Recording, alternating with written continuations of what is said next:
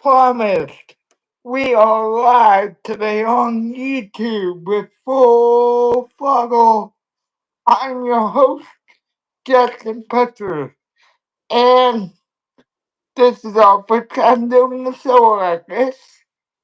But today we have Mr. Blake Olson joining us for a live conversation about what we both got to do this past weekend at Irish Speedway for the NASCAR race.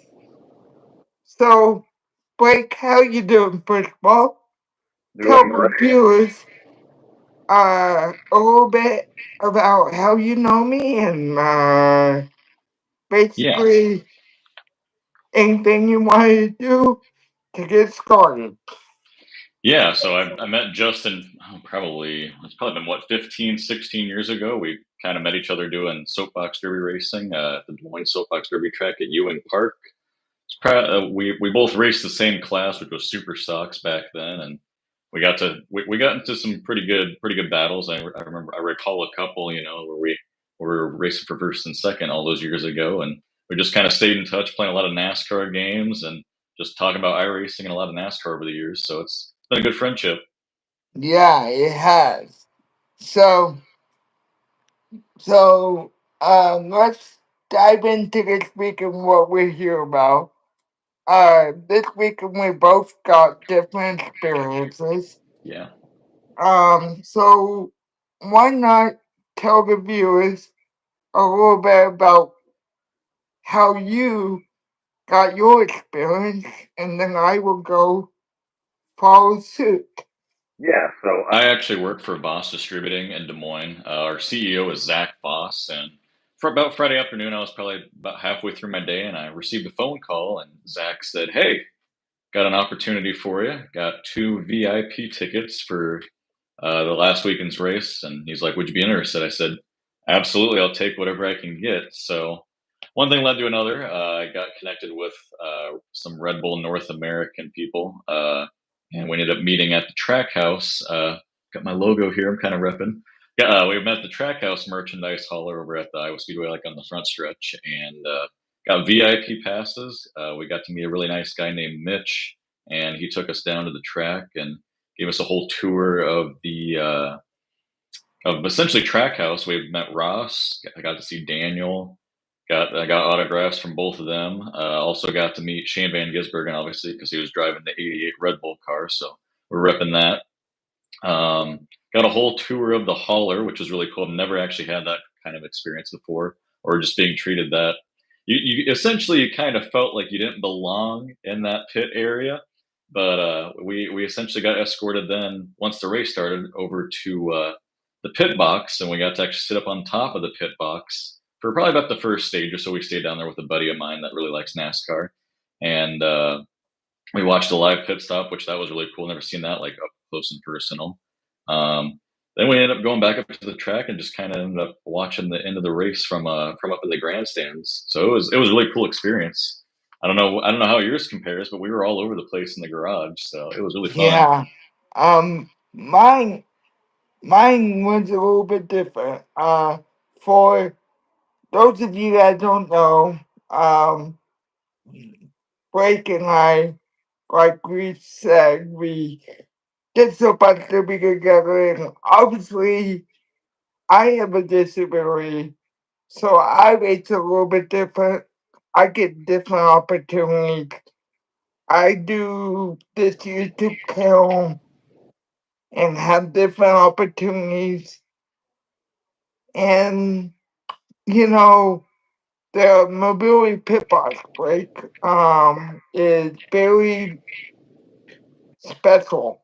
Um, they are sponsored by Toyota on behalf of NASCAR. Um, I have gotten two op- two great opportunities this year at Kansas and at Iowa Speedway, where they just let you experience pit lane, experience the cross area, and all that good stuff. So, I mean, yeah, my experience is a little bit different because of what I get, but it's like, I'm sure it doesn't prepare to what you got. Yeah, that's very true. I mean, it was cool because we also got like the pit lane passes, so we got to see a lot of drivers. I know I took a another former race that we used to race with, Seth Chiquin, and he actually got to meet his driver, Ty Gibbs. So that was really special for him. So it was really cool just being able to see all the drivers, a lot of team members. I actually ended up meeting Justin Marks as well too. So that was really cool. Yeah.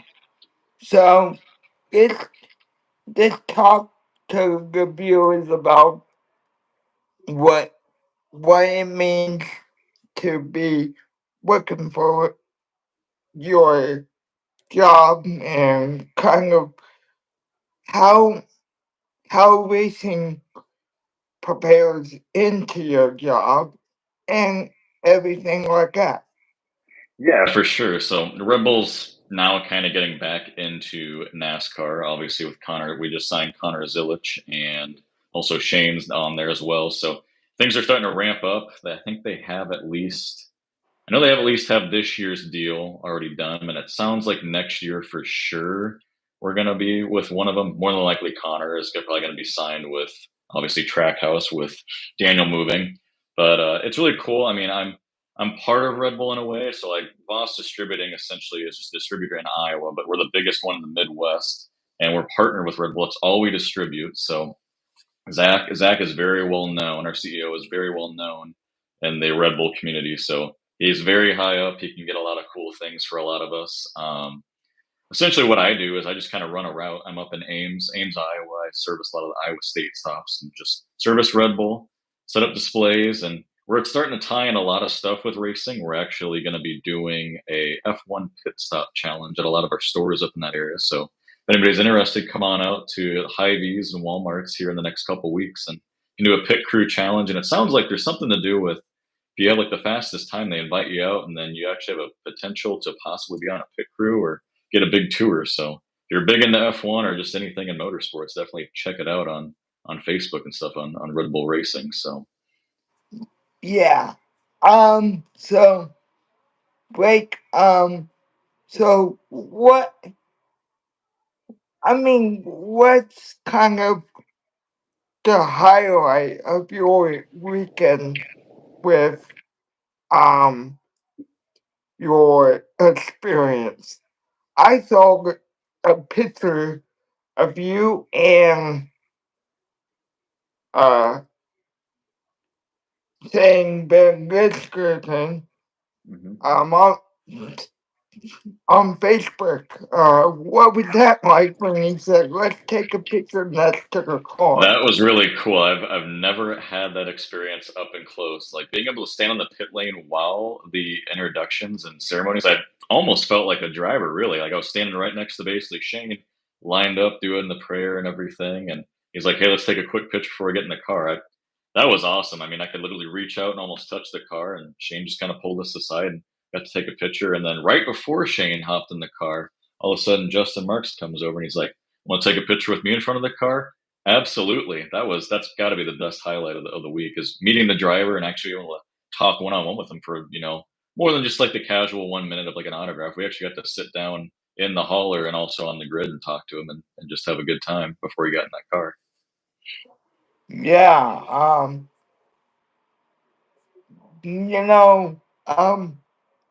for those of you that don't know, my favorite driver is Chase Elliott, and I got a autographed hat that is priceless to me now. Yeah, I Um, caught that moment. I was walking by and I saw you right there with Chase, so yeah, you caught that moment, huh? I did. It's gotta be special.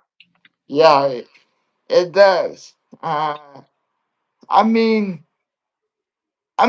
what do you expect? I mean, if you were Red Bull, what what advice now that you actually got to experience all that? with the drivers.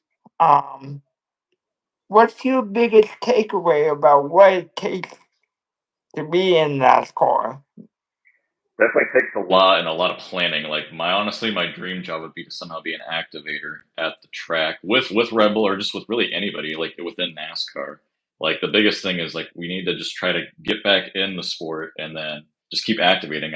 The one thing I think we can really work on as Red Bull and as it continues to grow is we need to have like a big booth or like a big thing out in the midway. I mean, that was one thing I noticed that was missing, but obviously just Red Bull is motorsports. It's always the crazy events, so like anything extreme. So NASCAR, I would say, is an extreme sport. We have motorcycle racing, all sorts of stuff. So we just need to start getting back in there. And obviously, we've got really good drivers on our side. So the more they keep being successful, the more we'll succeed, and it'll just kind of say, it'll kind of essentially just kind of grow and grow as it once was years ago when they had their own racing team. Obviously that didn't work out years ago as much as they would like, but I'd say with Connor and Shane both coming up, I mean we have a potential to have potential championships with a Red Bull sponsor. They're doing it in a much better way. I think they learned from the mistake probably in the past is like just doing a whole racing team, but as just like a base sponsor, and if we can get more sponsorship on the cars, I mean, I can see Red Bull going a long ways in the sport for many many years. Similar to like Lowe's and some other ones like Napa. So hopefully we stick around for the next 10, 15 years. Yeah. And so, I got some big news that you're gonna hear on Full Throttle. That is, if Blake doesn't mind, we I would like to do more of this with Blake on any news Blake might have, or or this conversation. Yeah, absolutely. Uh, I am trying to get um better well known, and I thought maybe having Blake on to help tell the story about what it takes from a sponsorship in racing, major racing might help be a little bit different. So before we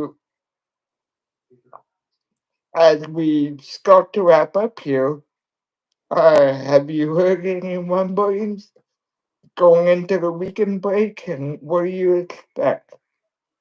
Not really. I mean, with Connor now. I believe Connor's driving this weekend. Is he driving a truck? I can't remember if he's driving in the truck series tonight or this afternoon.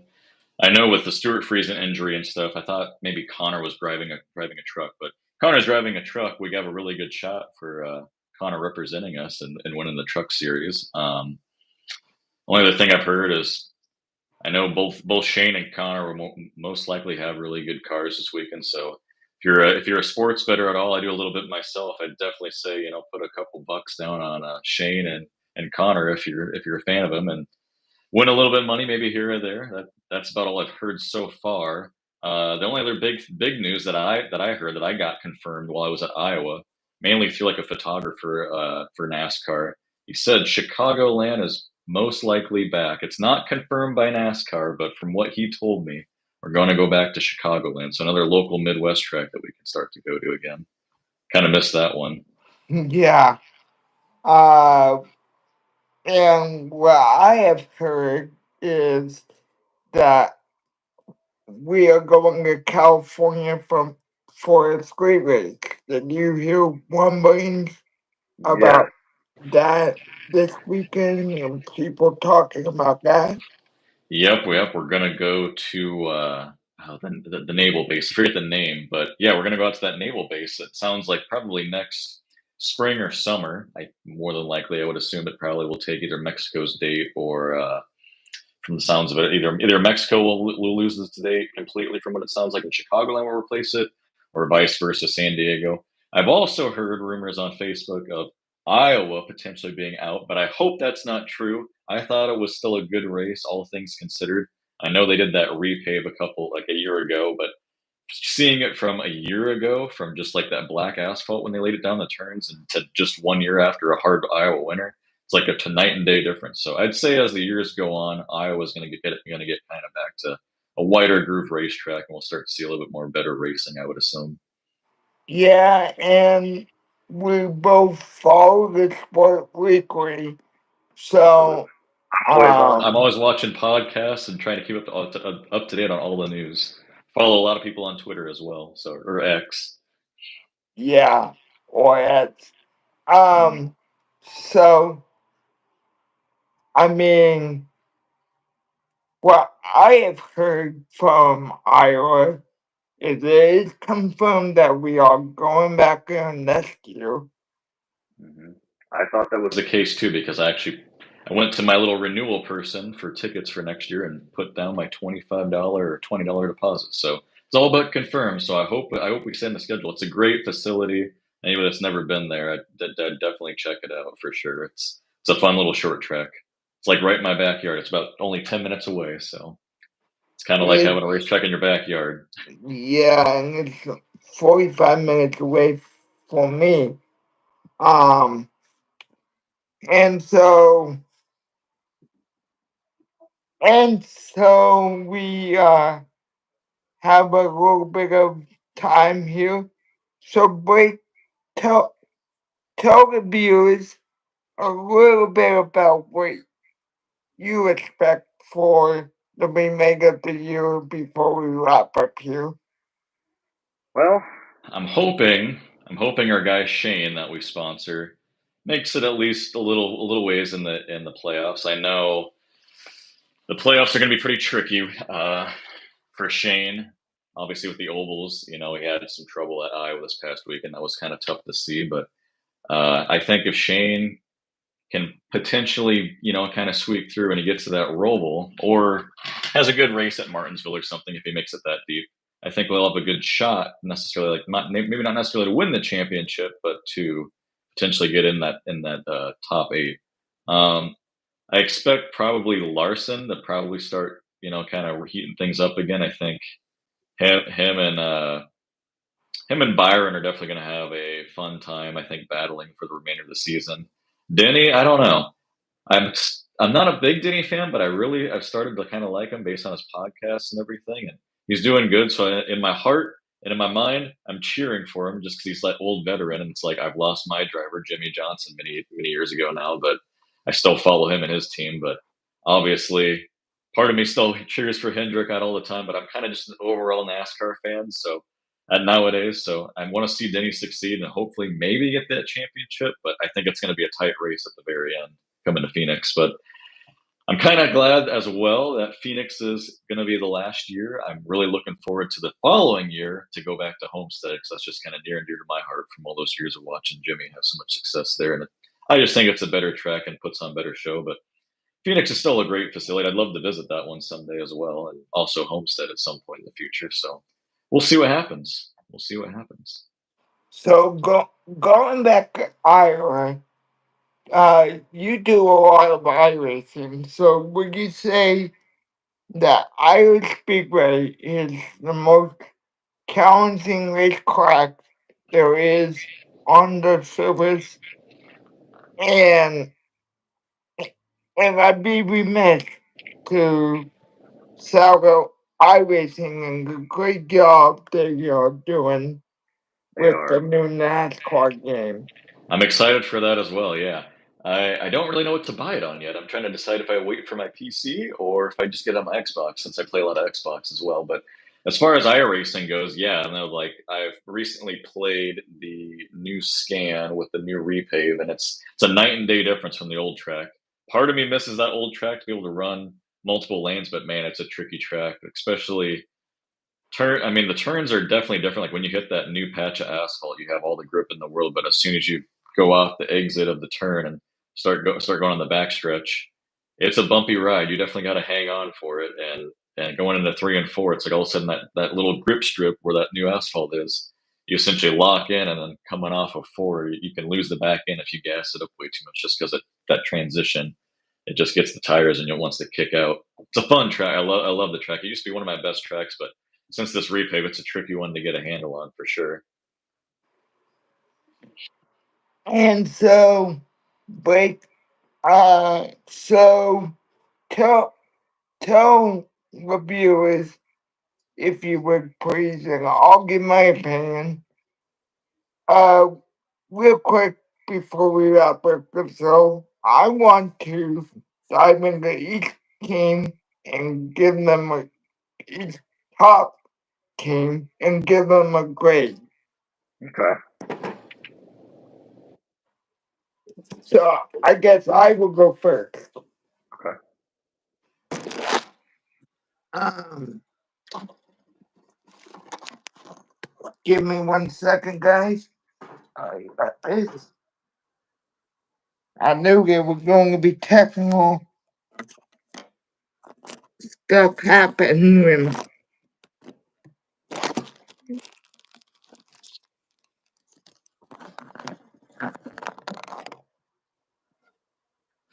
Alright, so I would say I would have to give the driver of the AA for his first season a B minus. Um, he's still got a lot to learn. He's a great guy. I really look up to him, and I hope to get him on this channel. That'd be great. Same, same would be a great conversation to have on this channel. And I'm sure with you connecting with Red Bull, we can make it happen. Hopefully, yeah. We'll definitely give it a go. You never know. Yeah. No, and to kind of go off your grade, I'd say yeah, a B minus is pretty fair. I'd say like almost a C plus. Obviously, he's doing great on those road courses. He's already got what three, almost four wins.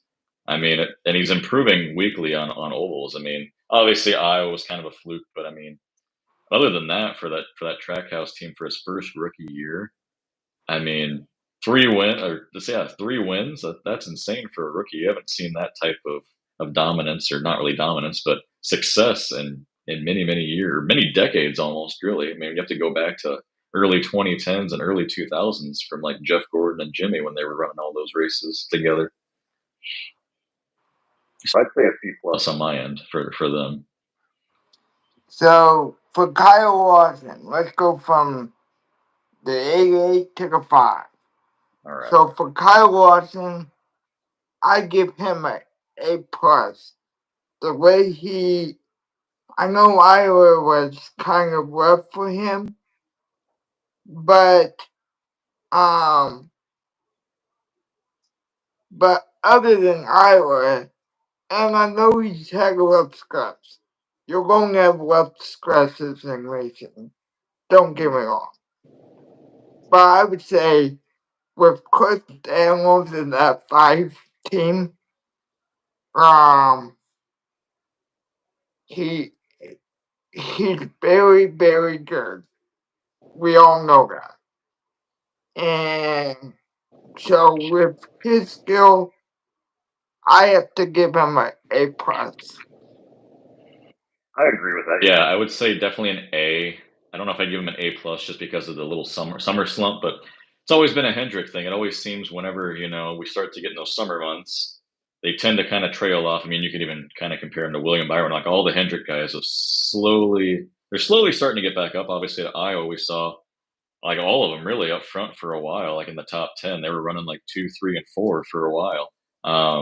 But yeah, Larson definitely has shown promise. Obviously, he had his little bit of trouble with Chase on a couple of restarts. They were banging doors and about wrecking each other. And Kyle actually lashed out on the radio from what I saw and was pretty upset at Chase. So I don't know. Maybe that'll hold over. Maybe it won't. But I would expect Larson to get right back to form here in the next maybe this weekend. I could easily see him and Shane going back and forth, in the top three easily this weekend. So I'd say a solid A for Larson as the season goes on. Yeah. And then the last driver I want to take a look at and get your opinion on is none other than my driver, Chase Elliott. So let's hear what your opinion is on Chase's season so far. Been a quiet season, but consistency is certainly paying off for that 9 team. It's almost reminiscent of Jimmy. Like when Jimmy was at Hendrick, Jimmy wouldn't always be as flashy. Yeah, he'd get wins here and there, and Chase obviously has that win, so he's locked in. But I think Chase could definitely run up front a little more and score more stage points, but he always somehow finds his way. He always somehow finds his way in the top 10 and gets points. That's the crazy thing. You look up at the end of the stage and there's Chase Elliott getting those points. So, I mean, as long as he's consistent and he kind of sneaks up there like the old Jimmy way, is what I almost want to call it, and just run consistently in the top five, top 10, and squeak by here and there, that's totally fine. I'm hoping once the playoffs come around, they're going to elevate it and, kind of turn up the wick a little bit on that fire. And Chase is going to pull off some more wins. I'm really hoping he does good because I mean I'd love to see him as a two-time champion. I've got nothing against Chase. Love the Hendrick team. I love that 9 team. Alan Gustafson's been there forever. I know a lot of people want to get rid of him, but I don't think it's the crew chief. I think this car is just so hard for some of those drivers because like with the old cars, they would drive out that right rear and they would totally have that feel in that right rear. A lot of the drivers have talked about it. Jimmy, Dale, a whole bunch of those old veterans. Even Denny still doesn't really struggle with it because he's kind of adapted. But all those drivers like to have that feel in the right rear, but now it's all in the right front with that suspension. So I think Chase is starting finally figuring out this car after his injuries in the past couple of years. So I would expect him to start to do better. I mean, he's got Watkins Glen where he's had a lot of success this weekend. So I would say look out for Chase. I'd probably give him since he's right there up in points, he just lost a point lead to Byron. I'd probably give him a B minus. I mean, he's been quietly there, but he's got that win and he's slowly kind of creeping up the ladder. So I'd say a solid B minus so far for the season. I hope that goes up as the season goes on. And before we wrap up, if you want to give your own grade, uh, Greg and I will take some time to read some comments. Um, as we wrap up here. But I mean, if you like me and Blake talking, we'll figure out some way to do it weekly. Yeah. Um, and we'll talk for about this long. Um, give give give us your feedback on how you like this and what you might want to hear from us. And I will see you in the next interview. And Blake and I will plan on seeing you next time we do this. Again, give us some feedback on how this first live stream conversation went over the weekend and other things. And Blake and I will see you later. Yeah. Thank you for the time. Goodbye, everyone.